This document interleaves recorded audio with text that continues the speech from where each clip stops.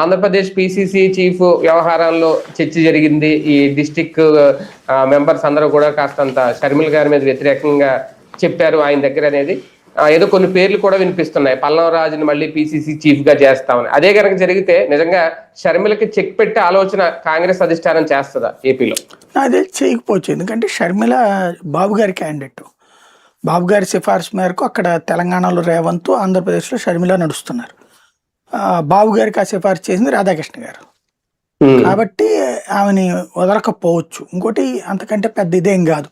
పల్లం రాజు కానీ వీళ్ళు డబ్బులు ఖర్చు పెట్టుకోవాలి. ఇప్పుడు వాళ్ళు ఖర్చు పెట్టే పరిస్థితుల్లో పల్లం రాజు ఉన్నాడని నేను అనుకోను.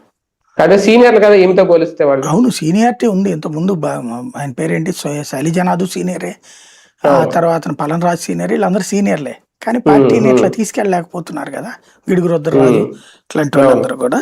వాళ్ళతో పోల్చుకుంటే ఈ అమ్మాయి కొంచెం బెటర్ కదా. జేబులో డబ్బులు ఖర్చు పెడుతోంది, బయట ప్రోగ్రాములు పెడుతోంది. వాళ్ళు పెట్టలేకపోయారు ఈ అమ్మాయి పెట్టిన ప్రోగ్రాంలు. అందువల్ల ఈ అమ్మాయిని కంటిన్యూ చేస్తారని నేను అనుకుంటున్నా. కానీ కాంగ్రెస్ లో నాకు కొంతమంది నాయకుల నుంచి అసంతృప్తి ఉంది మీద.